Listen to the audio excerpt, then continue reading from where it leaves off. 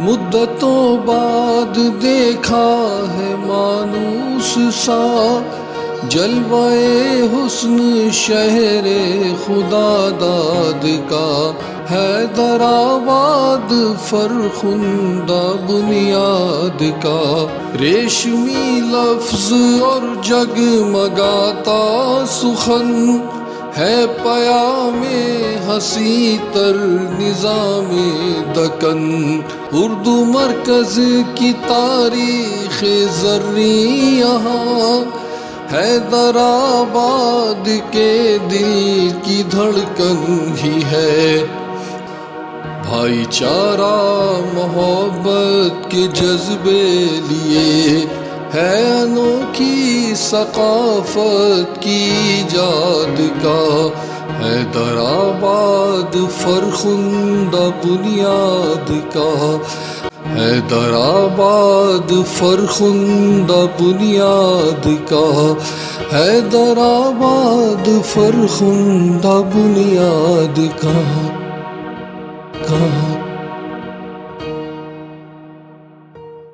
گلشن اردو، حیدرآباد۔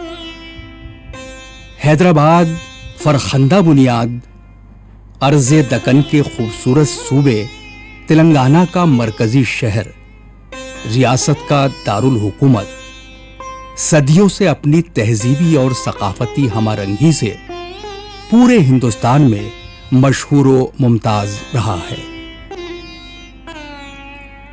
سرزمین دکن کے اس علاقے کی تہذیبی، تمدنی اور معاشرتی تاریخ 2500 سال سے زیادہ قدیم ہے۔ یہاں ساتواہن خاندان اور کاکتیہ خاندان کے راجاؤں نے قبل مسیح سے لے کر 14ویں صدی عیسوی تک راج کیا اور تیلگو زبان، تہذیب اور انسانی زندگی کے ہر شعبے میں فروغ و ترقی کے چراغ روشن کیے۔ 14ویں صدی عیسوی میں دکن پر خلجیوں اور پھر تغلقوں کا غلبہ ہو گیا۔ سن 1347 عیسوی میں علاؤالدین بہمن شاہ دکن کا حکمراں ہوا۔ بہمنی سلطنت 1 صدی تک مضبوطی سے قائم رہی۔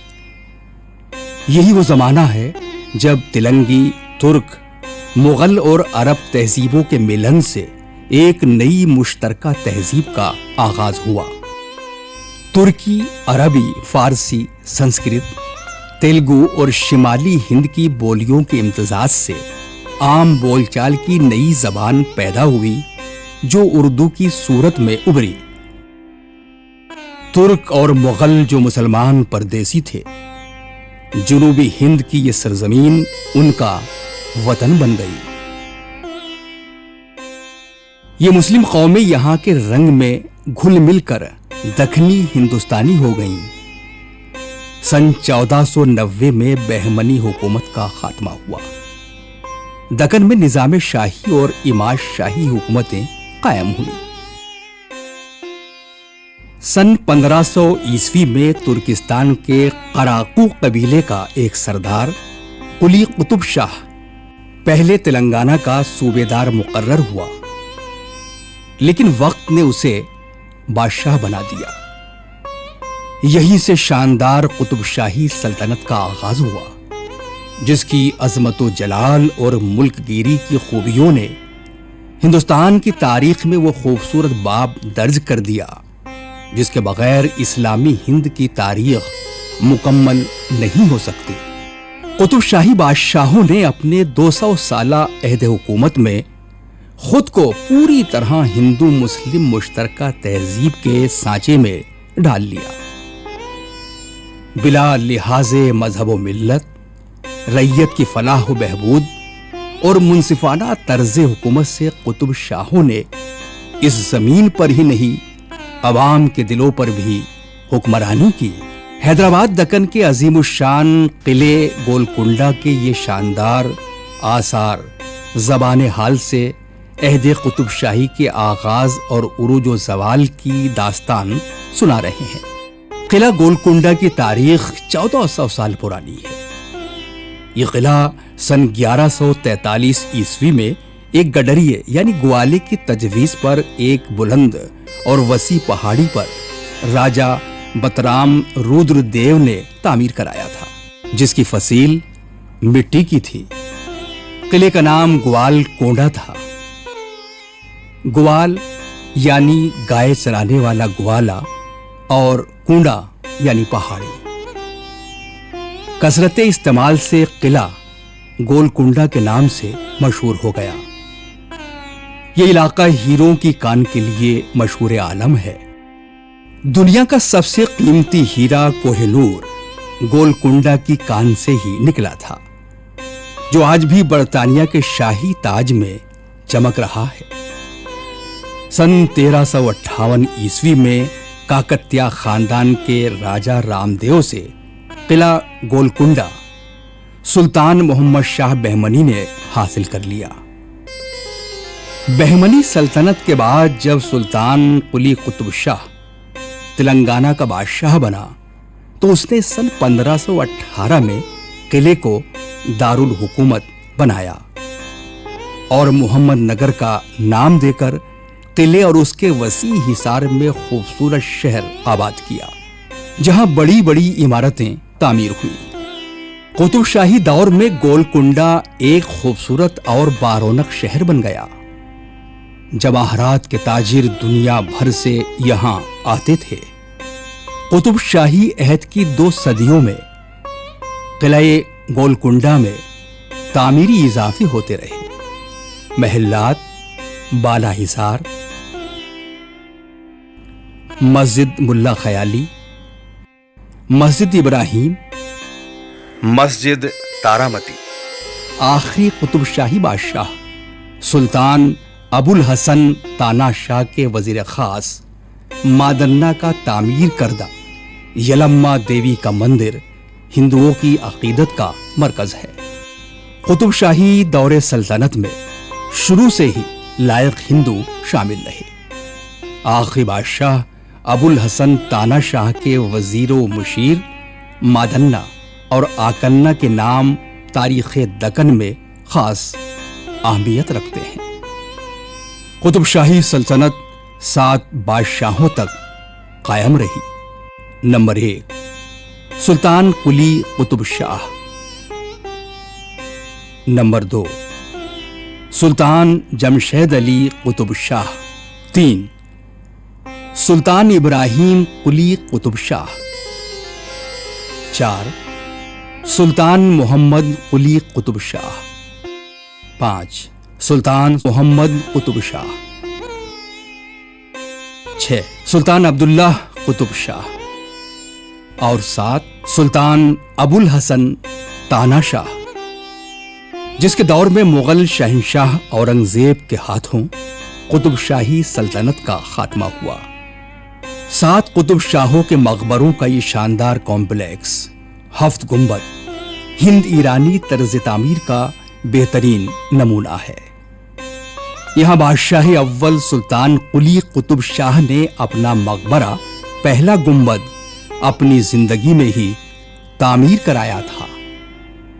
دوسرا گنبد سلطان جمشید قلی قطب شاہ، تیسرا گنبد سلطان ابراہیم قطب شاہ، چوتھا گنبد سلطان محمد قلی قطب شاہ، پانچواں گنبد سلطان محمد قطب شاہ، چھٹا گنبد سلطان عبداللہ قلی قطب شاہ، اور 7واں گنبد سلطان ابو الحسن تانا شاہ کا ادھورا مقبرہ ہے، جس میں اسے دفن ہونا نصیب نہ ہوا۔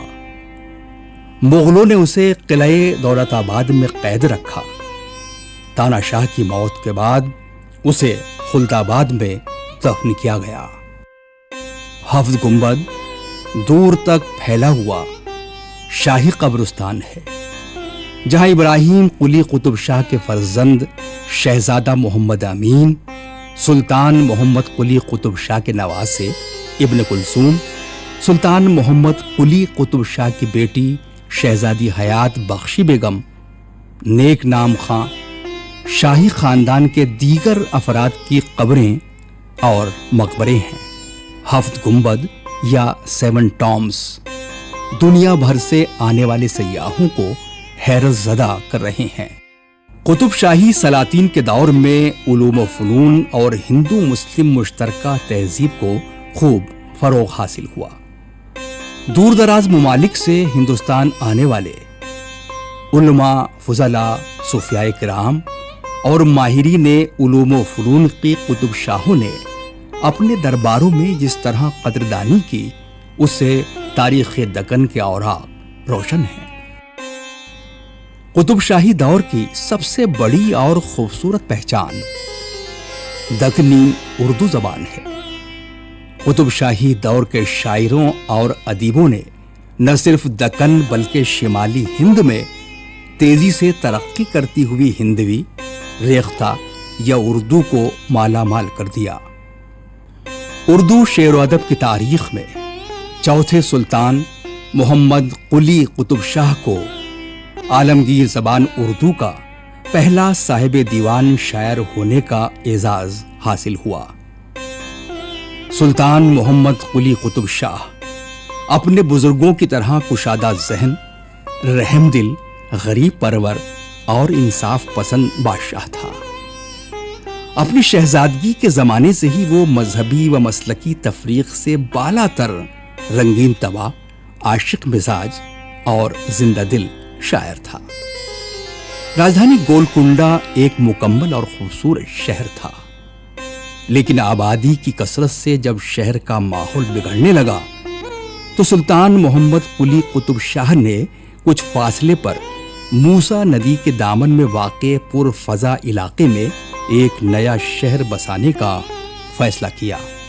ایران سے نامور ماہرین تعمیرات میر ابو طالب، کمال الدین شیرازی اور شہریار جہاں کو بلایا گیا، جنہوں نے ہر طرح سے مکمل ایک شہر کا نقشہ تیار کیا۔ سن 1590 عیسوی کی ایک مبارک تاریخ کو شہر کا سنگ بنیاد رکھا گیا۔ روایت ہے کہ شہر کا نام سلطان محمد قلی قطب شاہ نے اپنی محبوبہ بھاگمتی کے نام پر بھاگیہ نگر رکھا تھا، لیکن بھاگمتی سے شادی کے بعد جب اسے بیگم حیدر محل کا خطاب دیا تو شہر کا نام حیدرآباد ہو گیا۔ تذکروں میں درج ہے کہ عالم شہزادگی میں محمد قلی قطب شاہ کو موسیٰ ندی کے اس پار رہنے والی بھاگمتی سے محبت ہو گئی۔ ایک دن وہ اپنی محبوبہ سے ملاقات کے لیے باڑھ آئی ہوئی ندی میں تیر کر اس کے گاؤں پہنچ گیا۔ شہزادے کے والد سلطان ابراہیم قلی قطب شاہ کو بیٹے کے بارے میں معلوم ہوا تو اس نے ندی پر پل تعمیر کرا دیا۔ موسیٰ ندی پر یہ پرانا پل آج بھی موجود ہے۔ قلی قطب شاہ کی یادگار چار مینار قطب شاہی دور کے فن تعمیر کا شاندار نمونہ ہے۔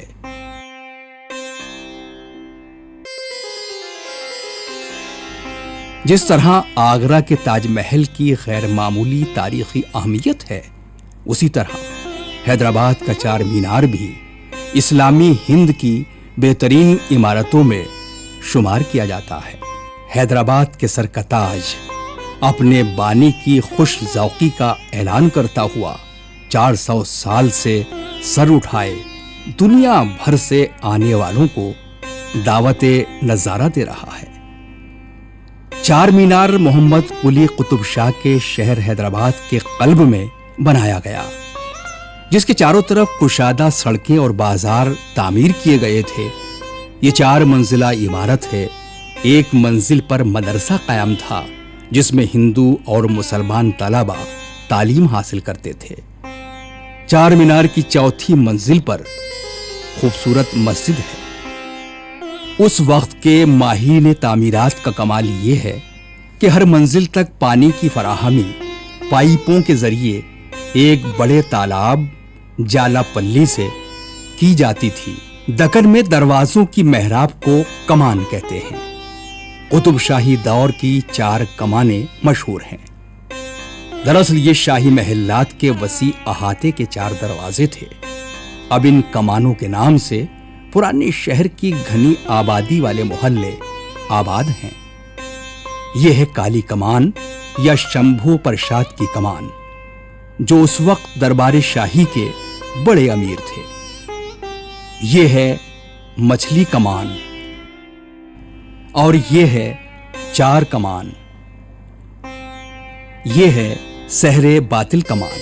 سحر باطل کمان کے بارے میں روایت ہے کہ جس پر جادو ٹونے کا اثر ہو جاتا، اسے اس دروازے سے گزارا جاتا تو جادو کا اثر جاتا رہتا تھا۔ محمد قلی قطب شاہ کی تعمیر کردہ عظیم الشان مکہ مسجد سن 1600 عیسوی میں بادشاہ محمد قلی قطب شاہ نے ارادہ کیا کہ وہ ایک ایسی شاندار مسجد تعمیر کروائے جس کا دکن میں کوئی ثانی نہ ہو۔ مذکور ہے کہ کچھ مٹی مکہ معظمہ سے لائی گئی اور اسے یہاں کی مٹی میں ملا کر اینٹیں تیار کی گئیں۔ مسجد کے لیے پتھر شہر سے 6 میل کے فاصلے پر واقع گگن پہاڑ سے لائے گئے۔ مسجد کی تعمیر کا کام محمد قلی قطب شاہ نے شروع کیا تھا، لیکن اس کی تکمیل آخری قطب شاہ ابو الحسن تانا شاہ کے زمانے میں ہوئی۔ اسی دور میں حیدرآباد پر اورنگزیب کی عملداری قائم ہوئی تھی۔ کہتے ہیں کہ مسجد کا نام مکہ مسجد اورنگزیب نے رکھا تھا۔ مکہ مسجد کی تعمیر میں ہزارہا کاریگروں اور مزدوروں نے سالہ سال تک کام کیا۔ مسجد کا نقشہ ایک ایرانی انجینئر فیض اللہ بیگ اور ایک ہندو ماہر تعمیرات رنگیا میتری نے تیار کیا تھا۔ مکہ مسجد پرانے شہر حیدرآباد کی شان ہے۔ مسجد کے وسیع صحن کے ایک حصے میں وہ شاہی قبرستان ہے جہاں آصف جاہی حکمرانوں کے مدفن ہیں۔ قلی قطب شاہ کے بسائے ہوئے نئے شہر حیدرآباد میں پانی کی ضرورت پوری کرنے کے لیے بادشاہ ابراہیم قطب شاہ نے اپنے صوفی منش داماد حسین شاہ ولی کی سربراہی میں بارش کے پانی کا سب سے بڑا ذخیرہ حسین ساگر تعمیر کرایا۔ حسین ساگر آج کے حیدرآباد کے حسن و جمال کا آئینہ اور بہترین سیرگاہ ہے۔ حسین ساگر کے دامن میں بھارت سرکار نے مہاتما بدھ کا عظیم الشان مجسمہ نصب کر کے حسین ساگر کی خوبصورتی میں 4 چاند لگا دیے ہیں۔ مہاتما بدھ کا یہ بلند و بالا مجسمہ سیکولر جمہوریہ ہندوستان میں احترام کل مذاہب اور قومی ہم آہنگی کا اعلان کر رہا ہے۔ سن 1700 عیسوی میں اورنگزیب عالمگیر کے انتقال کے بعد جب مغلیہ سلطنت کا سورج ڈھلنے لگا، ریاستیں خود مختار ہونے لگیں، کمزور مغل بادشاہ محمد شاہ رنگیلے کے عہد میں مالوا کے صوبیدار نظام الدین نظام الملک آصف جاہ نے دکن کا اقتدار حاصل کر لیا۔ سن 1724 عیسوی میں شہر حیدرآباد سلطنت آصفیہ کا دارالحکومت بنا۔ آصف جاہ اول کی بہادری اور ملک گیری کی صلاحیت نے انہیں ریاست کا طاقتور حکمراں بنا دیا۔ یہی وہ زمانہ تھا جب انگریز اور فرانسیسی ہندوستان پر قبضہ کرنے کی کوشش کر رہے تھے۔ انگریز کی شاطرانہ جدوجہد کامیاب ہوئی۔ شیر میسور ٹیپو سلطان کو ختم کرنے کے بعد ایسٹ انڈیا کمپنی نے پورے ہندوستان پر تسلط حاصل کر لیا۔ نظام الملک نے شاید آنے والے انقلاب کا اندازہ کر لیا تھا۔ انہوں نے انگریزوں سے دوستی کر کے اپنی سلطنت برقرار رکھی۔ آصف جاہ اول کے بعد دوسرے آصف جاہ میر نظام علی خان حکمراں ہوئے۔ آصف جاہ اول نے مغل شہنشاہ اکبر، جہانگیر، شاہجہاں اور قطب شاہوں کی طرح مذہبی رواداری، ہندو مسلم اتحاد اور سماجی ہم آہنگی کے ساتھ کامیاب حکومت کی۔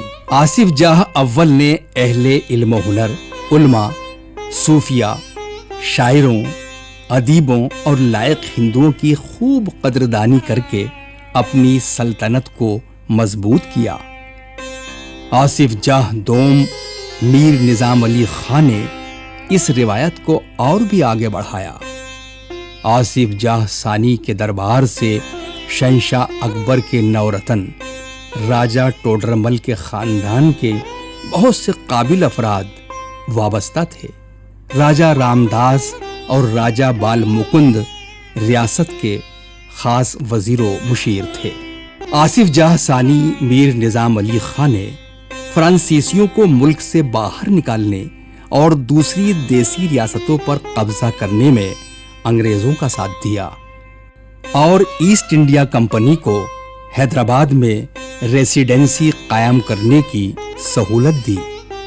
اگرچہ آصف جاہ ثانی کو بھی بغاوتوں اور شورشوں کا سامنا رہا، لیکن دارالحکومت حیدرآباد شاد و آباد رہا۔ ان کے وزیر اعظم مہاراجہ چندو لال اردو فارسی کے فاضل اور بہترین ایڈمنسٹریٹر تھے۔ آصف جاہ ثانی میر نظام علی خان علوم و فنون، شعر و ادب اور رقص و موسیقی سے بے حد دلچسپی رکھتے تھے۔ ان کے دربار میں اس وقت کے بڑے بڑے ادیب، شاعر، موسیقار اور فنکار جمع تھے۔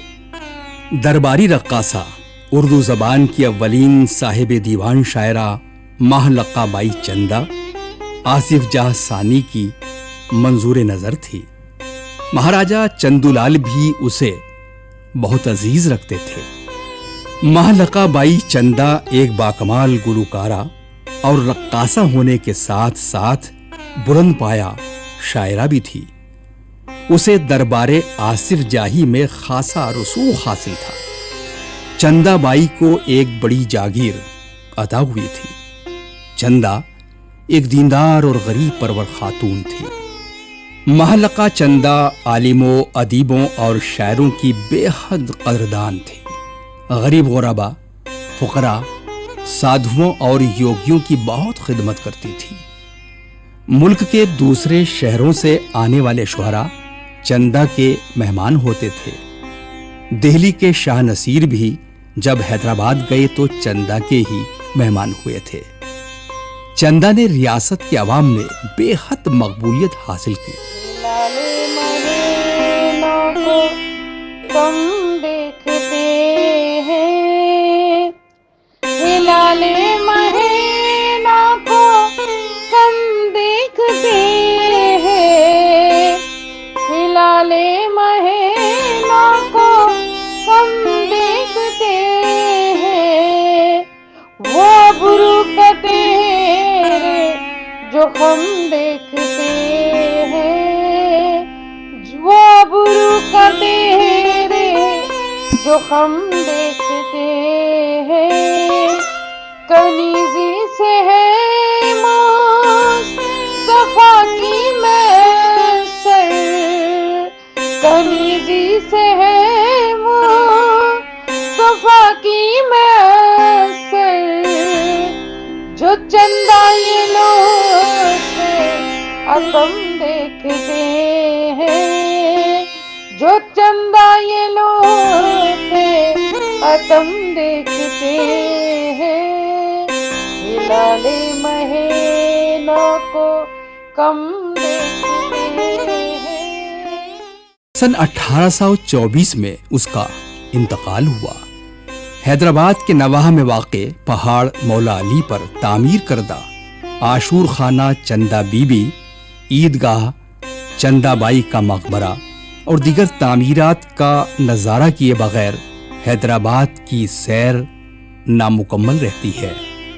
تیسرے آصف جاہ میر اکبر علی خان سکندر جاہ سن 1803 عیسوی میں مسند نشین ہوئے۔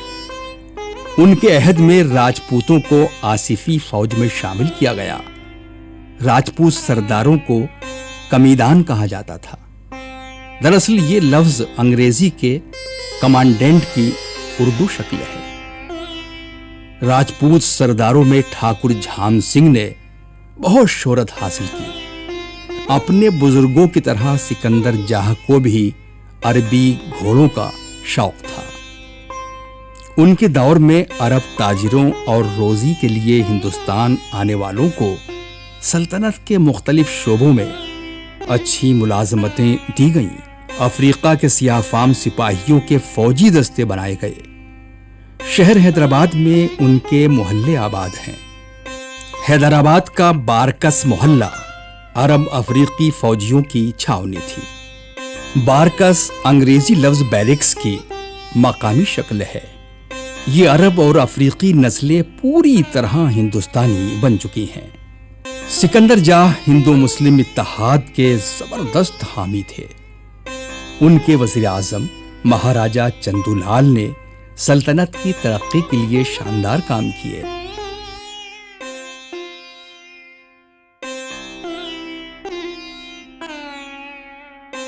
سن 1829 عیسوی میں سکندر شاہ کا انتقال ہوا۔ مکہ مسجد کے صحن میں دفن ہوئے۔ چوتھے آصف جاہ فرخندہ علی خان ناصر الدولہ سن 1829 عیسوی میں تخت نشین ہوئے۔ ان کے دور تک بھی مہاراجہ چندو لال ہی وزیر اعظم تھے۔ اس دور میں انگریزوں کا اثر و رسوخ امور سلطنت پر بہت گہرا ہو گیا تھا۔ مہاراجہ چندو لال انگریزوں کے بے حد قریب تھے۔ انہی کے دور میں صوبہ برار انگریزوں کے سپرد کیا گیا۔ مہاراجہ چندو لال کا انتقال سن 1845 عیسوی میں ہوا۔ ان کی جگہ میر تراب علی سالار جنگ اول وزیر اعظم مقرر ہوئے۔ اس نوجوان اور مدبر وزیر نے ریاست کی ترقی کے لیے شاندار کارنامے انجام دیے۔ ستمبر 1830 عیسوی میں موسیٰ ندی میں زبردست طغیانی آئی، جس سے سارا شہر متاثر ہوا۔ سالار جنگ اول میر تراب علی نے اپنی لیاقت اور انتظامی مہارت سے شہر کو پوری طرح آراستہ کر دیا۔ انگریز انجینئروں کی مدد سے شہری آبادی کو اچھی سڑکوں اور گزرگاہوں سے سجا دیا۔ نواب ناصر الدولہ نے پہلی بار مغربی طرز پر طبیہ کالج قائم کیا۔ ہندو سماج میں ستی کی غیر انسانی رسم کے خلاف بنگال کے راجہ رام موہن رائے کی تحریک کی ناصر الدولہ نے زبردست حمایت کی۔ ان کی آواز پر انگریز گورنر جنرل لارڈ ولیم بینٹنک نے ستی کی رسم کو قانون بنا کر ہمیشہ کے لیے بند کرا دیا۔ مئی 1857 عیسوی میں ان کا انتقال ہوا۔ پانچویں آصف جاہ میر تہنیت علی خان افضل الدولہ جس وقت تخت نشین ہوئے، دہلی اور پورا شمالی ہند آزادی کی پہلی لڑائی کی آگ میں جل رہا تھا۔ حیدرآباد میں بھی حریت پسندوں نے انگریزوں کے خلاف طوفان برپا کیا۔ میر تہنیت علی خان نے اپنی وفادار فوج کے ذریعے تحریک آزادی کو کچل دیا۔ آصف جاہ پنجم نے بہادر شاہ ظفر کے سکے کی جگہ اپنے نام کا سکہ شروع کیا۔ پولیس اور عدالتیں قائم کی۔ ریاست کے اضلاع کا نظام انگریزی طرز پر قائم ہوا۔ وزیر اعظم سالار جنگ اول نے اس دور میں عوام کی بہبودی کے لیے بہت سے اچھے اقدامات کیے۔ میر تہنیت علی خان افضل الدولہ کے زمانے میں انگریزوں کی حمایت سے ریاستی حکومت میں امن و امان قائم رہا۔ حیدرآباد تعمیر و ترقی کی راہ پر آگے بڑھتا رہا۔ سن 1869 عیسوی میں افضل الدولہ کی وفات ہوئی اور 2.5 سال کی عمر میں چھٹے آصف جاہ میر محبوب علی خان تخت نشین ہوئے۔ ان کے جوان ہونے تک سالار جنگ اول میر تراب علی نے جس تدبر، دانش مندی اور ایمانداری سے حکومت کو قائم رکھا وہ بے مثال ہے۔ میر تراب علی نے کم سن آصف جاہ کی تعلیم و تربیت کا بہترین انتظام کیا۔ میر تراب علی سالار جنگ سن 1883 عیسوی میں دنیا سے رخصت ہوئے۔ نظام سلطنت مہاراجہ نریندر بہادر اور سالار جنگ اول کے فرزند میر لائق علی خان نے سنبھالا۔ یہ حضرات خاندان آصفیہ سے محبت اور وفاداری کی بے نظیر مثال ہیں۔ میر محبوب علی خان نے ہوش سنبھالتے ہی ثابت کر دیا کہ قدرت نے انہیں کیسی شاہانہ صلاحیتیں بخشی ہیں۔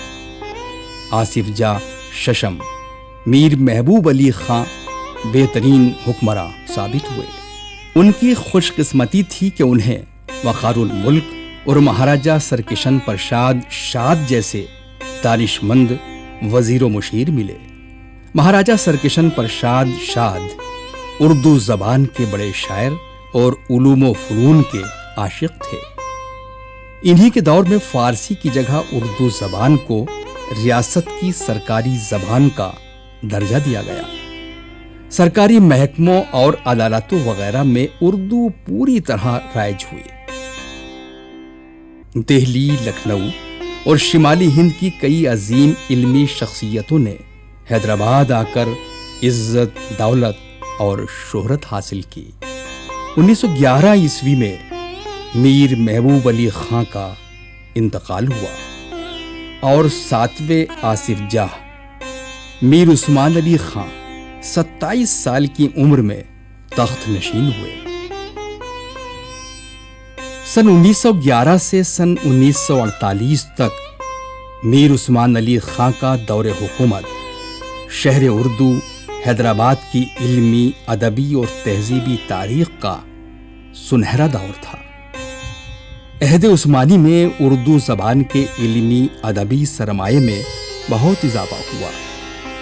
آصف جاہ سابق میر عثمان علی خان خود اچھے شاعر تھے اور اپنے وقت میں شاعروں اور ادیبوں کے سب سے بڑے قدردان تھے۔ انہوں نے ہندوستان بھر کے تعلیمی و فلاحی اداروں اور علم و فن کی جو مدد کی وہ بے نظیر ہے۔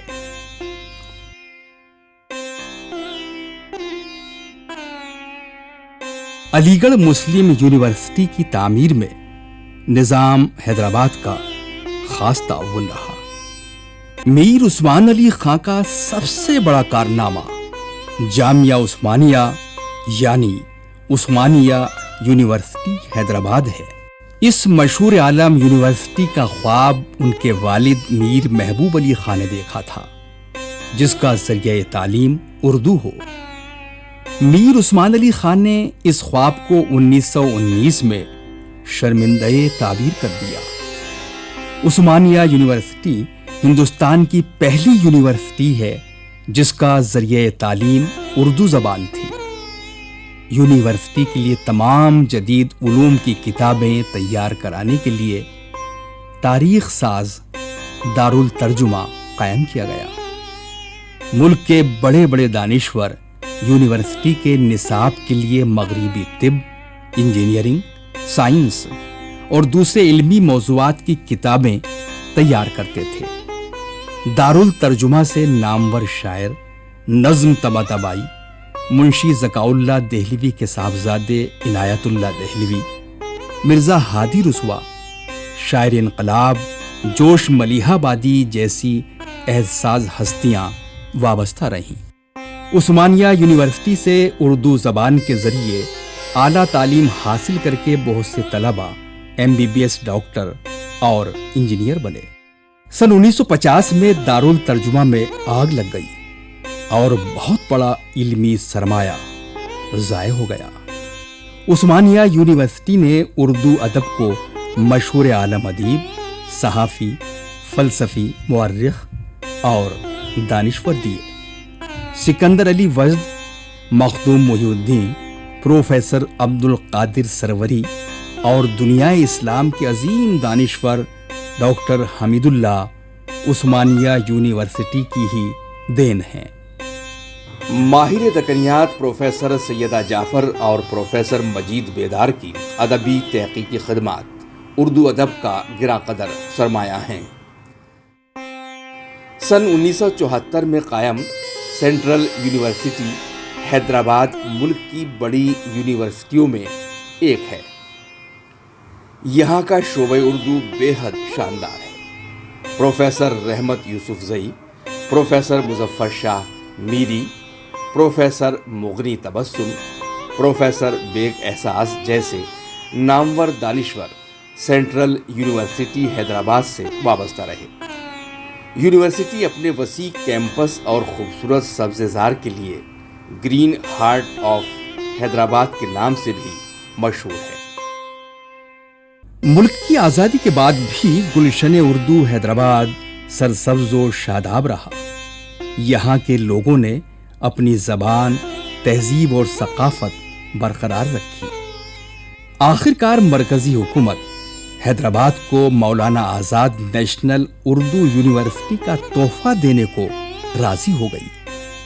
मौलाना आज़ाद यूनिवर्सिटी की उम्र अभी 3 दहाइयों से ज़्यादा नहीं है, लेकिन दिल्ली, लखनऊ, कलकत्ता और मुल्क के कई बड़े शहरों में कायम अपने सेंटरों के जरिए उर्दू तालीम की रोशनी फैला रही है। आज 21वीं सदी में मौलाना आज़ाद नेशनल उर्दू यूनिवर्सिटी हैदराबाद उर्दू ज़बान के वक़ार की अलामत बन चुकी है। मौलाना आज़ाद नेशनल उर्दू यूनिवर्सिटी के शोबे तरसील आम्मा व सहाफ़त के एसोसिएट प्रोफेसर जनाब मुस्तफ़ा अली सरवरी फरमा रहे हैं। इस यूनिवर्सिटी की 2 ख़ास बातें हैं जो इसे मुल्क भर में दीगर सभी जामियात से मुनफरिद बनाती हैं। अव्वल, ये उर्दू की इकलौती सेंट्रल यूनिवर्सिटी है। दुव्वम, इस यूनिवर्सिटी को फासलाती तर्ज पर तालीम का भी इख्तियार है और साथ ही साथ रिवायती तर्ज पर ऑन कैंपस भी ये तालीम देती है। फ़िलहाल हमारी उर्दू यूनिवर्सिटी में जुमला 8 मुख्तलिफ स्कूल्स काम करते हैं, 19 मुख्तलिफ शोबे हैं, जिसके तहत मैं रेगुलर कोर्सेज़ की बात कर रहा हूँ, 120 से ज़ायद प्रोग्राम यहाँ पर पढ़ाए जाते हैं। इन प्रोग्रामों की नौइयत क्या है वो भी मैं उसकी वजाहत कर दूँ। डिप्लोमा है, प्रोफेशनल डिप्लोमा है, अंडर ग्रेजुएट प्रोग्राम है, पीजी प्रोग्राम है और पीएचडी के प्रोग्राम हैं। ऑन कैंपस फ़िलहाल हमारे पास 5000 से ज़ायद तलबा एनरोल हैं। हमारी यूनिवर्सिटी में प्रोफेशनल तालीम दी जाती है और ख़वातीन की तालीम पर ख़ास तौर पर फोकस है। उर्दू यूनिवर्सिटी से तालीम का जो पिछला 27 वर्षों का जो तजुर्बा है वो ख़ुद ये बताता है कि हमारे बेशतर तलबा जिन्होंने यहाँ से तालीम हासिल की वो आज ज़िंदगी के मुख्तलिफ़ शोबे हयात में कामयाब हैं, जो इस बात का सबूत है कि हिंदुस्तान की अपनी एक मुकामी ज़बान में जो आला तालीम का तजुर्बा किया गया था वो तजुर्बा कामयाब रहा है। ख़ुद NEP नेशनल एजुकेशन पॉलिसी के तहत भी इस बात को तस्लीम किया गया कि अगर तलबा को उनकी मादरी ज़बान में तालीम दी जाती है वो उनके लिए बेहद सूदमंद साबित हो सकती है। अब रही बात कि क्या उर्दू में तकनीकी और पेशा वाराना कोर्सेज़ भी पढ़ाए जाते हैं। जी हाँ, हमारे पास department of computer science and information technology का भी शोबा है जिसके तहत हम BTech के प्रोग्राम भी पढ़ाते हैं। साथ ही साथ इस तालीमी साल से BTech इन सिविल इंजीनियरिंग का भी कोर्स हमारे पास शुरू किया गया है। तो उर्दू यूनिवर्सिटी का ये जो सफ़र है ये सफ़र बड़ा ही खुशगवार, बड़ा ही कामयाब रहा। कई एक मनाजिल हमने तय की हैं, लेकिन अभी जो ख़तई मंजिल है वो अभी हासिल नहीं हुई है। बहुत सारे ऐसे उर्दूदा हैं जिनको अभी यूनिवर्सिटी से जोड़ना है, बहुत सारे ऐसे तलबा हैं जिन्हें उर्दू यूनिवर्सिटी को केटर करना है। आप अंदाज़ा लगाइए कि फ़िलहाल उर्दू यूनिवर्सिटी के 11 मुख्तलिफ स्टेट्स में, सूबों में हमारे कैंपसेस हैं और आगे भी बहुत सारे मंसूबे हैं। यूनानी में कोर्सेज़ करने का इरादा है। साथ ही साथ मौलाना आज़ाद national Urdu university public private partnership के तहत एक मेडिकल कॉलेज भी शुरू करने का इरादा रखती है। मौलाना आज़ाद नेशनल उर्दू यूनिवर्सिटी में आज 370 प्रोफेसर्स काम करते हैं। शहर हैदराबाद में क़ायम ये यूनिवर्सिटी मुल्क भर के हज़ारों तशनगाने इल्म के लिए एक बड़ी उम्मीद और आस का मरकज़ बनी हुई है। शहर हैदराबाद इस्लामी मदारिस और दुनियावी तालीम के बेहतरीन इदारों से आरास्ता है। हर मसलक के मकातिब व मदारिस यहाँ कायम है। अहले सुन्नत की कदीम इस्लामी दरसगाह इदारा जामिया निज़ामिया है। ये वो इस्लामी दरसगाह है जहाँ से लातादाद तलबा ने आलिम दीन बनकर दुनियाए इस्लाम को मुनव्वर किया। जामिया निज़ामिया शेखुल इस्लाम मौलाना मोहम्मद अनवारुल्लाह फारूकी रहमतुल्लाह अलैह ने सन 1876 ईस्वी में कायम किया था। उन्हें सरकार आसिफिया की जानिब से फजीलत जंग का खिताब मिला था। आखिरी हुक्मरान मीर उस्मान अली खां के दौर में اس درسگاہ کی بہت ترقی ہوئی۔ جامعہ نظامیہ آج بھی شاندار طریقے سے ملت اسلامیہ کی خدمت کر رہا ہے۔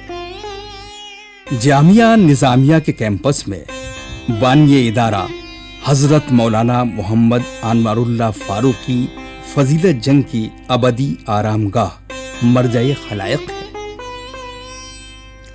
اردو زبان کے فروغ احیاء کے لیے آج بھی کئی ادارے سرکاری اردو اکادمی کے علاوہ سرگرم عمل ہیں۔ ان میں دنیائے اردو کے عظیم محقق اور مشہور عالم دانشور پروفیسر محی الدین قادری زور کا قائم کردہ ادارہ ادبیات اردو خاص اہمیت کا حامل ہے۔ زور صاحب نے اپنی عالیشان ذاتی عمارت کو ایوان اردو کا نام دے کر اردو زبان اور ادب کی خدمت کے لیے وقف کر دیا۔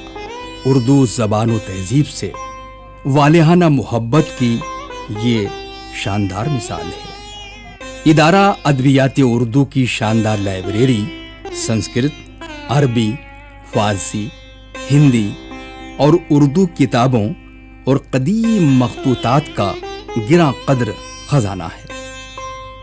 ادبیات کے لاتعداد طلباء اور محققین اس سے فیض حاصل کر رہے ہیں۔ اردو ماہر، اردو عالم اور اردو فاضل کے کورس بھی ادارے میں جاری ہیں۔ دنیائے اردو کا قدیم علمی و ادبی جریدہ ماہنامہ صبرس آب و تاب کے ساتھ شائع ہو رہا ہے۔ اردو خطاطی کا شعبہ بھی قومی کونسل برائے فروغ اردو زبان کے اشتراک سے قائم ہے۔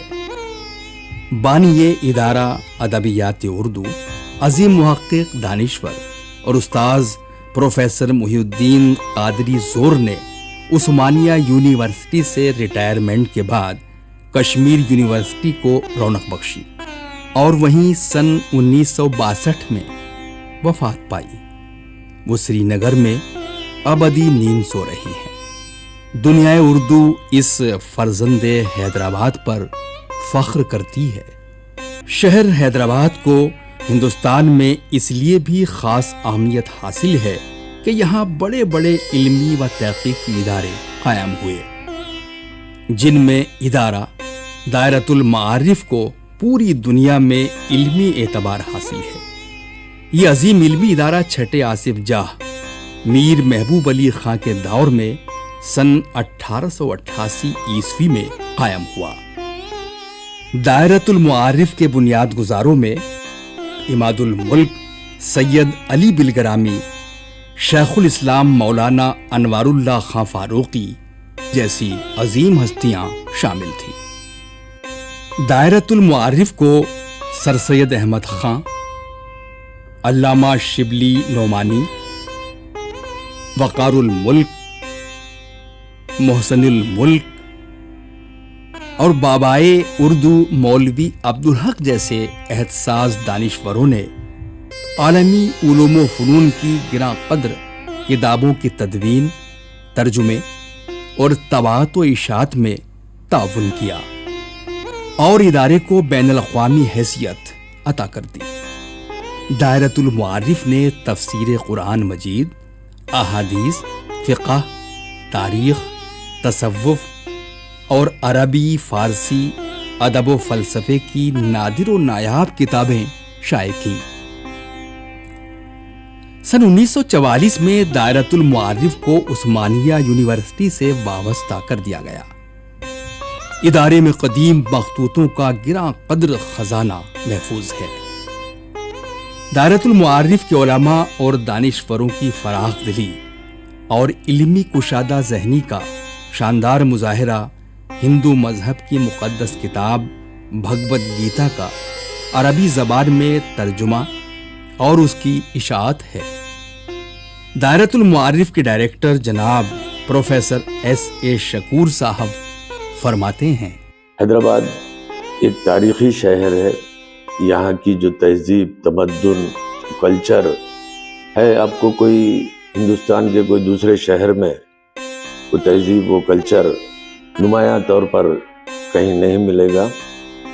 حیدرآباد یہ چاہے وہ شاہی دور ہو یا یہ جمہوری دور ہو، ہر دور میں حیدرآباد کے حکمرانوں نے، دکن کے حکمرانوں نے زبان تہذیب کا تحفظ کیا ہے، چاہے وہ اردو زبان ہو، تیلگو زبان ہو، سنسکرت ہو یا عربی ہو، اور بہت سی زبانیں ہیں جس کا تحفظ اور جو ہے اس کے تحفظ یہاں کے شاہوں نے اور یہاں کے حکمرانوں نے کیا ہے۔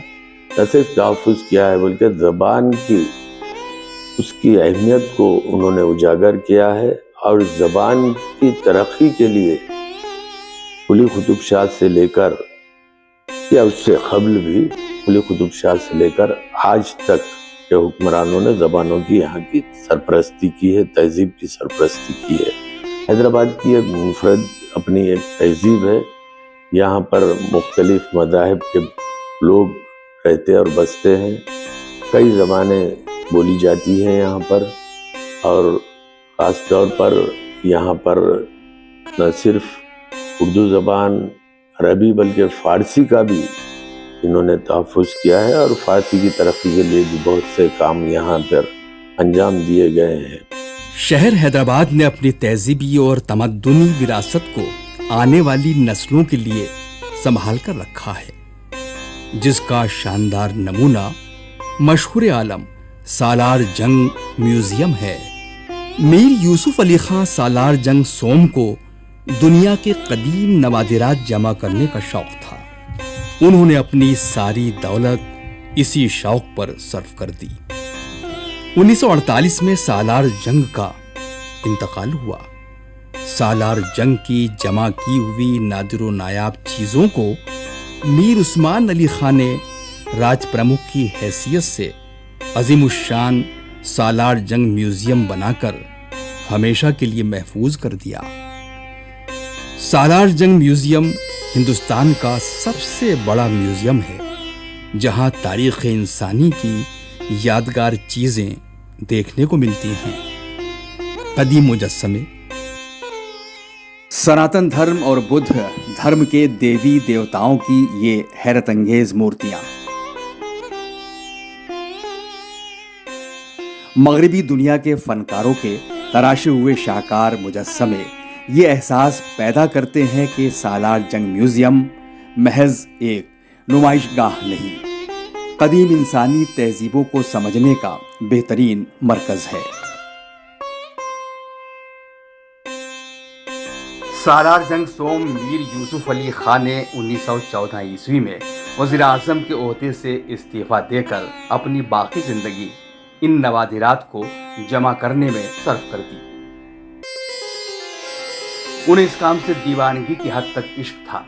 انہوں نے نوادرات جمع کرنے کے لیے یورپ اور دنیا کے کئی دیگر ملکوں کا سفر کیا۔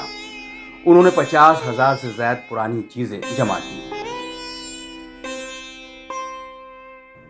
اپنے شوق میں سالار جنگ سوم نے شادی نہیں کی۔ نوادرات کا یہ خزانہ سالار جنگ کے خاندان کی ملکیت تھا، جسے 1958 میں ان کے وارثوں نے حکومت ہند کو عطیہ کر دیا۔ نواب میر احترام علی خان سالار جنگ سوم کے چچا زاد بھائی فرماتے ہیں کہ اگر یہ سامان وارثوں میں تقسیم کر دیا جاتا تو یقیناً خرد برد ہو جاتا۔ آج یہ میوزیم ہندوستان کی شان ہے۔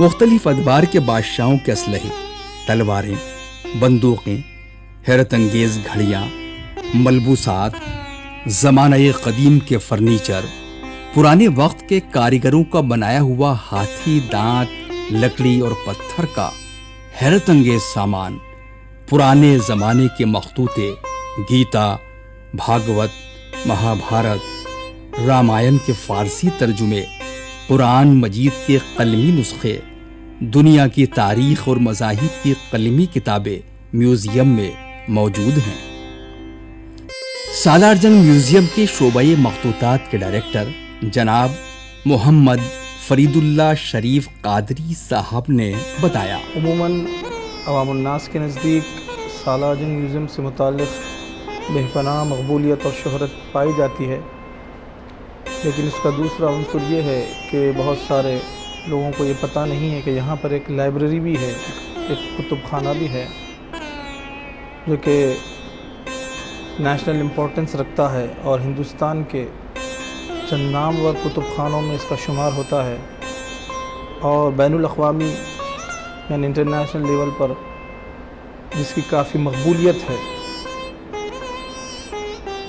چونکہ عوام میں اس کی زیادہ اس لائبریری کی شناسائی نہیں ہے۔ اس کی وجہ یہ ہے کہ یہاں پر عموماً جس طرح عام لائبریری یا کتب خانہ ہوتا ہے اس طرح ایسیسیبلٹی نہیں ہے۔ یہاں پر صرف پی ایچ ڈی سے اسکالرس ہو جاتے ہیں، یا کسی بھی یونیورسٹی کے فیکلٹی ہے، یا ایجوکیشنل انسٹیٹیوشنس، ریسرچ انسٹیٹیوشنس کے اراکین یہاں پر جو ہے ان کو ایسیس دی جاتی ہے، اور وہ اپنی ریسرچ و تحقیق سے متعلق یہاں پر کام کرتے ہیں۔ چنانچہ یہ بتلانا مقصود ہے کہ سالار جنگ میوزیم کی لائبریری، اس کے 3 شعبے ہیں۔ ایک شعبہ انگریزی و استناد ہے، ایک شعبہ مطبوعات ہے، اور ایک شعبہ مخطوطات ہے۔ اسی میں اس میوزیم میں ایک لائبریری ہے جس میں بشمول 8000 سے زیادہ مخطوطات کے کم و بیش 1 لاکھ جو ہے کتابیں ہمیں ملتی ہیں، انگلش، فارسی، اردو، تیلگو اور دیگر زبانوں میں۔ یہ ایک اہم اثاثہ ہے ملک کا۔ 1951 میں سالار جنگ سوم کے انتقال کے بعد میوزیم کو قائم کیا گیا اور عوام کے لیے کھولا گیا۔ جب سے لے کر آج تک اس کی مقبولیت میں روز افزاں اضافہ ہی ہوتا جا رہا ہے۔ حیدرآباد کا نظام میوزیم بھی اس لیے بے حد خاص ہے کہ یہاں عہد آصف جاہی کی وہ تمام اشیاء جو درباروں اور محلوں کی شان تھیں دیکھی جا سکتی ہیں۔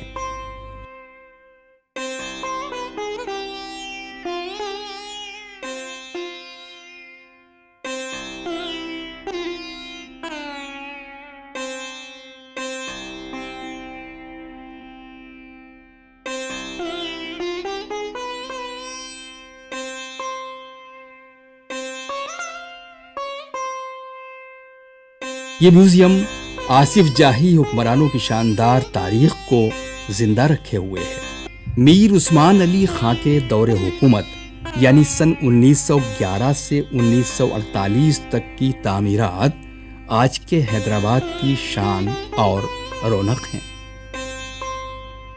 عثمانیہ یونیورسٹی، عدالت عالیہ یعنی high court, city college, King Kothi, Chowmahalla palace, Falaknuma palace, Osmania hospital, ریاستی سیکریٹریٹ، یونانی ہاسپٹل اور پرانی حویلی وغیرہ دیکھنے سے 7ویں اور آخری آصف جاہ کی عظمت کا اندازہ لگانا آسان ہو جاتا ہے۔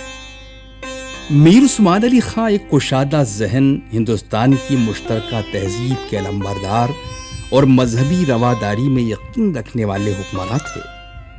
آصف جاہی حکمراں کتنے فراخ دل تھے اس کا نمونہ ریاست کے شہر ناندیڑ میں سکھوں کے 10ویں گرو شری گرو گوبند سنگھ جی کی یادگار عظیم الشان گردوارہ ہے۔ نظام چہارم ناصر الدولہ نے نہ صرف گرو جی کی سمادھی پر شاندار گردوارہ تعمیر کرنے کی اجازت دی تھی، بلکہ گردوارے کی خدمت کے لیے کئی گاؤں کی جاگیر بھی وقف کی۔ 5ویں نظام افضل الدولہ نے مہاراجہ رنجیت سنگھ کے زمانے میں سکھ سپاہیوں کی ریجیمنٹ حیدرآباد میں قائم کی۔ آج بھی حیدرآباد میں سکھ صاحبان کی نسلیں موجود ہیں۔ حیدرآباد کا عظیم الشان گردوارہ قابل دید ہے۔ میر عثمان علی خان نے ریاست کی خوشحالی کے لیے تاریخ ساز کام کیے۔ زراعت کی ترقی کے لیے موسیٰ ندی پر سن 1920 میں ملک کا پہلا ڈیم عثمان ساگر تعمیر کرایا، نہریں نکالیں، ہمایت ساگر جیسا وسیع و عریض آبی ذخیرہ تعمیر کرایا۔ ہمایت ساگر شہر کو پانی فراہم کرنے کا بہترین ذریعہ ہے۔ اپنے دور کے اس لائق فرما رواں کا انتقال 24 فروری 1964 کو ہوا۔ کنگ کوٹھی کی مشہور جودی مسجد کے صحن میں مدفون ہوئے۔ اپنے شاندار ماضی اور ترقی یافتہ حال کی جیتی جاگتی تصویر اور مشترکہ تہذیب کا مرقع ہے۔ اس شہر پر 400 سال تک مسلم حکمرانوں نے حکومت کی، لیکن یہاں کے صوفیاء کرام نے بلا لحاظ مذہب و ملت عوام کے دلوں پر حکمرانی کی۔ ان بزرگوں کی درگاہوں سے آج بھی فیوز و برکات کے چشمے جاری ہیں۔ پرانے شہر کا کوئی ایسا گوشہ نہیں جہاں ان بوریا نشین روحانی شہنشاہوں کے دربار آراستہ نہ ہوں۔ آئیے ان میں کچھ بابرکت آستانوں کی زیارت کرتے ہیں۔ مزار شریف حضرت شاہ خاموش رحمت اللہ علیہ، مزار شریف خواجہ دکن حضرت شاہ موسیٰ رحمت اللہ علیہ، مزار شریف حضرت شاہ کریم اللہ عاشق خواجہ رحمت اللہ علیہ، مزار شریف حضرت خواجہ حسن برہنہ شاہ رحمت اللہ علیہ، مزار شریف حضرت مولانا عبد القدیر صدیقی رحمت اللہ علیہ، مزار شریف حضرت شاہ راجو محمد الحسینی رحمت اللہ علیہ، مزار شریف حضرت بابا شرف الدین بابا سرکار رحمت اللہ علیہ پہاڑی شریف، حضرت شاہ جمیل قادری رحمت اللہ علیہ کا آستانہ یوسفین۔ اس بابرکت درگاہ کے احاطے میں استاد الشعراء نواب مرزا خان داغ دہلوی اور حضرت امیر مینائی ابدی نیند سو رہے ہیں۔ حضرت شاہ جمال الدین شتاری رحمت اللہ علیہ کا آستانہ ہرا دروازہ۔ اس درگاہ شریف کے صحن میں کئی صوفیاء، علماء اور مقتدر ہستیوں کے ساتھ مجاہد اردو علی صدیقی بھی مدفون ہیں۔ شہر حیدرآباد میں عید، بقرعید، ہولی، دیوالی، رام نومی، رکشا بندھن، کرسمس اور دوسرے تیوہار شروع سے ہی دھوم دھام کے ساتھ منائے جاتے ہیں۔ حیدرآباد کا محرم سارے ملک میں مشہور ہے۔ دراصل حیدرآباد عہد قطب شاہی سے ہی مسلک اثنا عشری کا مرکز رہا ہے۔ چار مینار اور پرانے شہر کے محلات اور مساجد کے ساتھ ساتھ امام بارگاہیں یا دکنی زبان میں علاوے تعمیر ہوتے رہے۔ سب سے پہلے سلطان محمد قلی قطب شاہ کی بیٹی حیات بخشی بیگم نے گولکنڈہ میں شہیدان کربلا کی یاد میں شاندار علم ایستادہ کیا تھا، جو بی بی کا علم کے نام سے مشہور ہوا۔ دور آصفی میں یہ علم حیدرآباد منتقل ہوا۔ عشرہ محرم کے دن بی بی کے علم کا بہت بڑا جلوس شہر میں برآمد ہوتا ہے۔ سبھی لوگ بڑی عقیدت سے جلوس میں شامل ہوتے ہیں۔ شہر میں بڑے بڑے امام باڑے اور عاشور خانے ہیں، جہاں مجالس عزا برپا ہوتی رہتی ہیں۔ محرم کے جلوس اور عزاداری کو عہد آصف جاہی میں بہت فروغ ہوا۔ شہر حیدرآباد کی خوبصورت مسجدیں، عالیشان مندر، گرجا گھر اور گردوارے مشترکہ تہذیب اور مذہبی عظمت کا نظارہ پیش کر رہے ہیں۔ آئیے دارالسلام چلتے ہیں۔ آج کے حیدرآباد کی خاص پہچان دارالسلام آل انڈیا مجلس اتحاد المسلمین کا ہیڈ کوارٹر۔ آزادی کے بعد جب حیدرآباد میں سلطنت آصفیہ کا خاتمہ ہوا، اس نازک دور میں ریاست کے مسلم سماج کی فلاح و بہبود کے لیے پرخلوص ملی رہنما عبد الواحد اویسی مجلس اتحاد المسلمین کا پرچم لے کر شہر حیدرآباد کے سالار بن گئے۔ حضرت عبد الواحد اویسی کے بعد ان کے فرزند جناب سلطان صلاح الدین اویسی ہندوستانی پارلیمنٹ میں سالہ سال تک حیدرآباد ہی نہیں پورے دکن کے مسلمانوں کی نمائندگی میں کرتے سلطان رہے۔ صلاح الدین اویسی جسے لوک سبھا کا رکن منتخب کیا گیا ہے، اللہ کے نام سے حلف اٹھاتا ہوں کہ میں بھارت کے آئین پر جو قانون کے بموجب طے پایا ہے اعتقاد رکھوں گا اور اس کا وفادار رہوں گا۔ سلطان صلاح الدین اویسی صاحب نے نہ صرف حیدرآباد، تلنگانہ بلکہ پورے ملک میں مسلم قائد کی حیثیت سے مقبولیت حاصل کی۔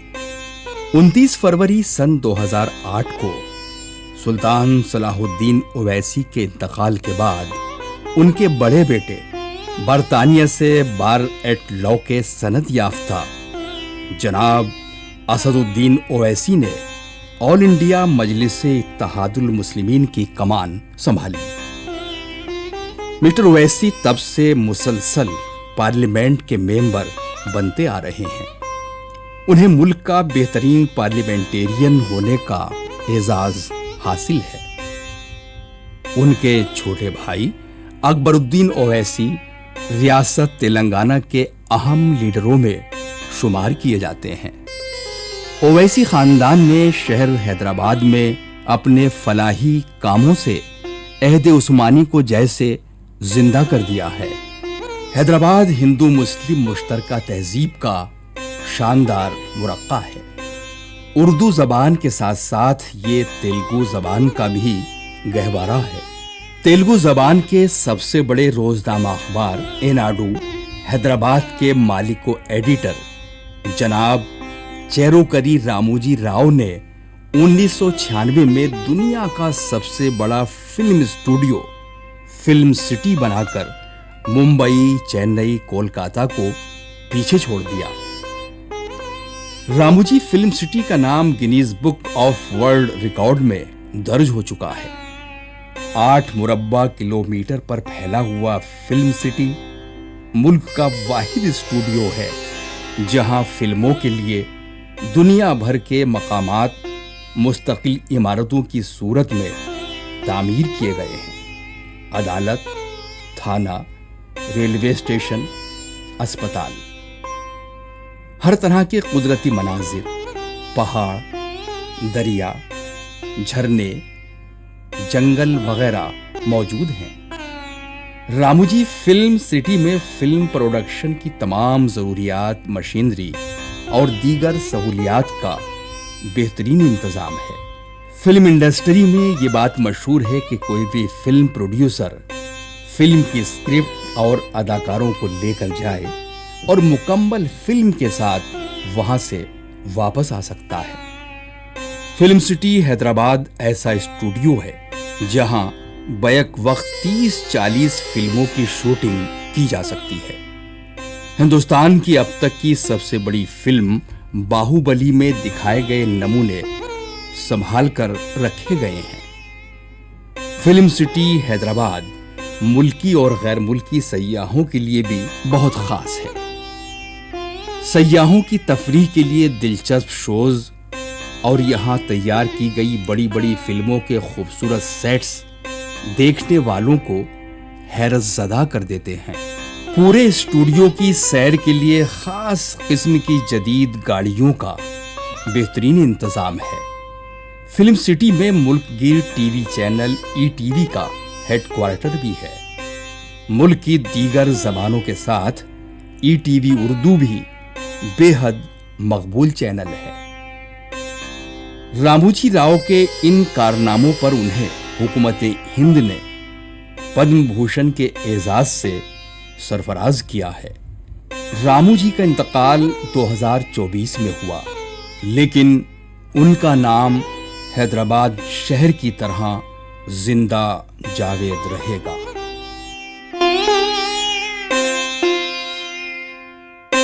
حیدرآباد فرخندہ بنیاد اردو زبان و ادیب کا قدیم گہوارہ ہے۔ ہندوستانی، ہندوی، ریختہ یعنی اردو کی ترویج میں حضرت امیر خسرو کی روایت کو آگے بڑھاتے ہوئے عرض دکن کے خواجہ بندہ نواز گیسو دراز،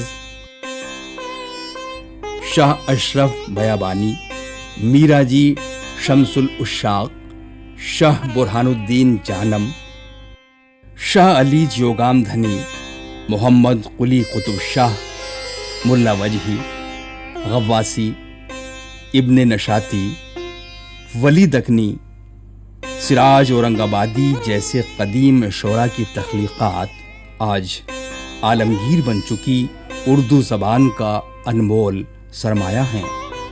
تاریخ میں محمد قلی قطب شاہ کی شاعری، ملا وجہی کی مثنوی قطب مشتری اور سبرس ملا غواسی کی مینا ستونتی، سیف الملوک و بدیع الجمال طوطی نامہ، ابن نشاتی کی پھول بند، ولی دکنی اور سراج اورنگ آبادی کی شعری تخلیقات اردو زبان و ادب کی بنیاد ہیں۔ سلطنت آصفیہ میں اردو کو تاریخ ساز عروج و ترقی حاصل ہوئی۔ شعر و ادب، صحافت اور ہر شعبہ حیات میں اردو کا بول بالا رہا۔ حیدرآباد کے ادیبوں، شاعروں اور دانشوروں نے عالمی ایوان اردو کو روشن کیا ہے۔ حیدرآباد کو ہی یہ شرف حاصل ہے کہ اردو تاریخ میں پہلی بار اور شاید آخری بار قانون، عدلیہ، انتظامیہ، سائنس، طب اور دوسرے شعبوں کی تعلیم اردو زبان میں دی گئی۔ اردو زبان میں MBBS اور LLB کے سند یافتہ ڈاکٹر، وکیل اور جج 20ویں صدی کے آخر تک موجود تھے۔ حیدرآباد کو یہ شرف بھی حاصل ہے کہ بابائے اردو مولوی عبدالحق کی عالمگیر شہرت یافتہ تنظیم انجمن ترقی اردو ہند کا آغاز حیدرآباد سے ہی ہوا۔ اردو صحافت کے آغاز سے ہی حیدرآباد سے شائع ہونے والے اخبارات و جرائد نے برصغیر میں غیر معمولی مقبولیت حاصل کی ہے۔ حیدرآباد میں اردو صحافت کا باقاعدہ آغاز سن 1876 عیسوی میں ہفت روزہ آصف الاخبار سے ہوا۔ 19ویں صدی میں شفق، شوکت اسلام، ہزار داستان، افسر الاخبار، محبوب القلوب اور نظارہ عالم وغیرہ اخبار و رسائل پورے ملک میں مقبول تھے۔ دبدہ آصفی اور نظام گزٹ ریاست کے سرکاری اخبارات بھی بہت مشہور تھے۔ علمی و ادبی جرائد کے حوالے سے بھی حیدرآباد کو پورے ہندوستان میں امتیاز حاصل رہا ہے۔ حسن، سبرس، صبا، نوائے ادب، گونج، پیام ادب، گجر، رفیق دکن، مجلہ عثمانیہ، نسیم دکن، سویرا، قومی زبان، شاداب اور ترجمان جیسے 100 سے زیادہ بہترین ادبی رسالے حیدرآباد سے شائع ہو کر ساری اردو دنیا میں پڑھے گئے۔ آج 21ویں صدی میں بھی حیدرآباد کے اردو اخبارات اپنے معیار اور تعداد اشاعت کے لحاظ سے پورے ہندوستان میں سب سے آگے ہیں۔ حیدرآباد کا مشہور اخبار رہنمائے دکن، روزنامہ سیاست، روزنامہ منصف اور روزنامہ اعتماد شان سے نکل رہے ہیں۔ آج کے دور میں بھی انہی ریختہ گویان کا سہ ماہی جریدہ ریختہ نامہ، ادارہ ادبیات اردو کا ماہنامہ سبرس، ماہنامہ سدائے شبلی، شاداب، ماہنامہ خوشبو کا سفر، ماہنامہ رنگ و بو، تلنگانہ اردو اکیڈمی کا ماہنامہ قومی زبان، مولانا آزاد یونیورسٹی کا میگزین الکلام جیسے جریدے حیدرآباد کی ادبی سرگرمیوں کے بہترین ترجمان ہیں۔ ہندوستان کے ہر شہر سے زیادہ اردو صحافی صرف حیدرآباد اور اضلاع دکن میں ہیں۔ اردو صحافیوں کی فیڈریشن حیدرآباد کے سوا ملک میں کہیں نہیں ہے۔ یہ فیڈریشن صحافیوں کی فلاح و بہبود کے علاوہ سال میں بڑا اجلاس منعقد کر کے اردو صحافیوں کو ایوارڈز بھی سرفراز کرتی ہے۔ اردو صحافیوں کو ایوارڈ سے بھی سرفراز کرتی ہے۔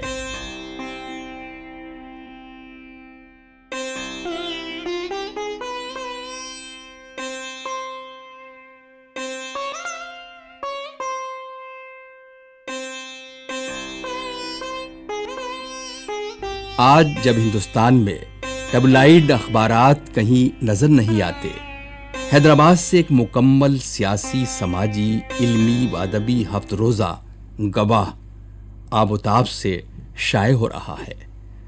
حیدرآباد اور تلنگانہ کے شہروں کے علاوہ کرناٹک، مہاراشٹر اور جنوبی ہند کے شہروں، قصبوں اور دیہی علاقوں میں گواہ کے ہزارہا قارئین موجود ہیں۔ ہفت روزہ گواہ کے مالک و مدیر جناب فاضل حسین پرویز فرما رہے ہیں۔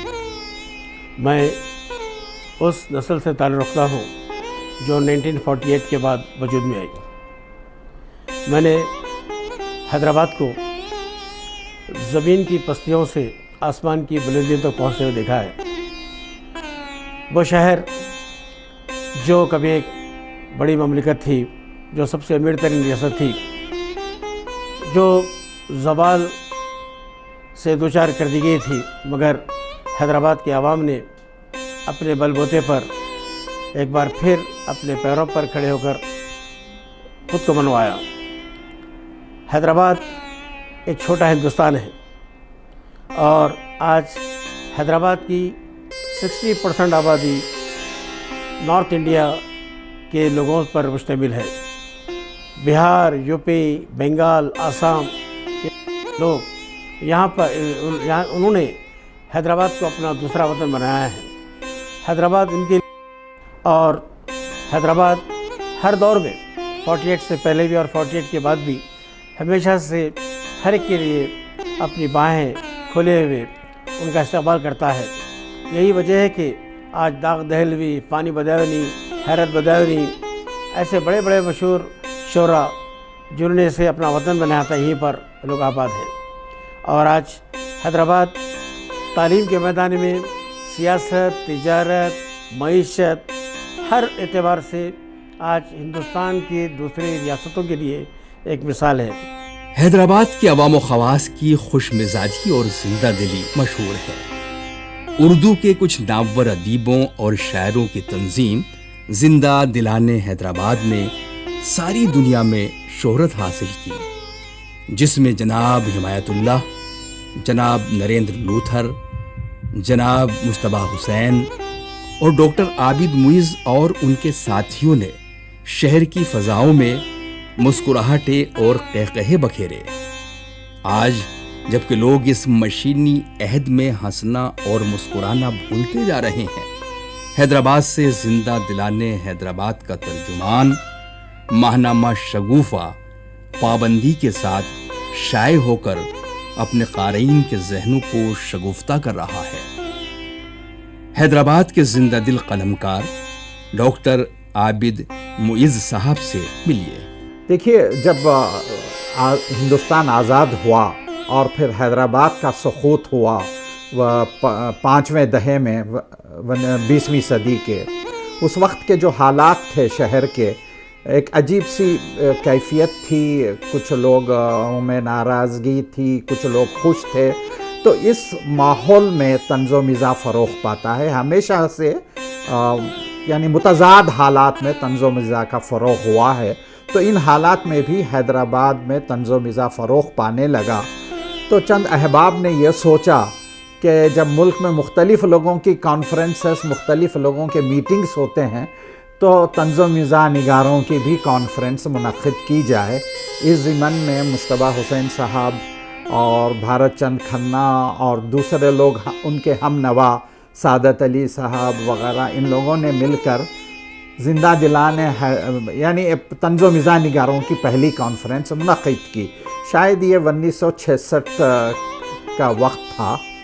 اس کانفرنس میں یہ طے پایا کہ طنز و مزاح کے فروغ کے لیے ایک انجمن یا ایک ادارے کا قیام عمل میں لایا جائے جس کا نام زندہ دلانے حیدرآباد رکھا جائے، اور اس ادارے کے پہلے صدر کے طور پر بھارت چند کھنہ صاحب کا انتخاب عمل میں آیا اور مشتبہ حسین صاحب جنرل سیکریٹری رہے جہاں تک میری معلومات ہیں. اور پھر اس ادارے کے تحت جو پہلی کل ہند کانفرنس کے سوینئرز وغیرہ شائع ہوئے ہیں وہ بھی ہم کو مل جاتے ہیں، وہ میرے پاس ہیں اور میں یہاں بتا بھی رہا ہوں. آپ دیکھیے ان کے عکس، اور کوئی صاحب ان میں دلچسپی رکھتے ہیں تو وہ دیکھ بھی سکتے ہیں. آپ کے مختلف جگہ سے یہ شمارے مل جائیں گے. تو اس طرح زندہ دلانے حیدرآباد کی بنیاد پڑی. اس کے تحت ایک رسالہ شگوفہ بھی شائع ہونے لگا، اور پھر سالانہ تقریبات میں جو 2 یا 3 دن کے مختلف تقاریب منعقد کی جاتی رہی ہیں. مزاحیہ مشاعرہ ہوتا تھا، پھر ایک محفل لطیفہ گوئی، اور پھر ادبی اجلاس جس میں نثری مضامین سنائے جاتے تھے جن کے بارے میں ضمیر جعفری خدلہ نے کہا تھا کہ یہ نثری مشاعرے ہیں جن کا انعقاد عمل میں لایا جاتا ہے. یہ 2 دن کی محافل میں کئی لوگ شریک ہوتے، ملک کے مختلف مقامات سے شریک ہوتے تھے اور اپنے اپنے مضامین پیش کرتے تھے. بھارت چند کھنہ صاحب کے صدر سے سبکدوش ہونے کے بعد محترم نریندر لوتھر صاحب جو چیف سیکریٹری آندھرا پردیش کے تھے انہوں نے باغ ڈور سنبھالی. ان کے پیریڈ میں اس ادارے کو بڑا فروغ حاصل ہوا، اور سن 1985 عیسوی میں ورلڈ ہیومر کانفرنس منعقد کی تھی. اس میں مختلف زبانوں میں طنز و مزاح کا جائزہ لیا گیا، اور پھر طے پایا کہ مختلف آنے والے دنوں میں ورلڈ ہیومر کانفرنس مختلف شہروں میں منعقد کی جائے گی اور مختلف ملکوں میں بھی، لیکن اس کے متعلق کام آگے نہیں بڑھ سکا. لیکن زندہ دلان کی سالانہ تقریبات شہر حیدرآباد میں تقریباً ہر سال منعقد ہوتی آ رہی تھی. آج کا نیا حیدرآباد ہندوستان کے ترقی یافتہ شہروں میں نمایاں اور ممتاز ہے. الیکٹرانک سائنس، انفارمیشن ٹیکنالوجی اور AI میں حیدرآباد کو سائبر سٹی ہونے کا شرف حاصل ہے. اردو زبان اور تہذیب شہر حیدرآباد کے مسلمانوں ہی میں نہیں، دوسرے مذاہب کے حیدرآبادیوں کے مزاج میں بھی رچی بسی ہے، جس کا ثبوت ریاستی حکومت نے شہر کے بارونق چوراہے پر علامہ اقبال کے شاہین اور قومی ترانے سے مزین یہ خوبصورت مینار تعمیر کر کے دنیا کے سامنے پیش کیا ہے، جو اعلان کر رہا ہے سارے جہاں سے اچھا ہندوستان ہمارا.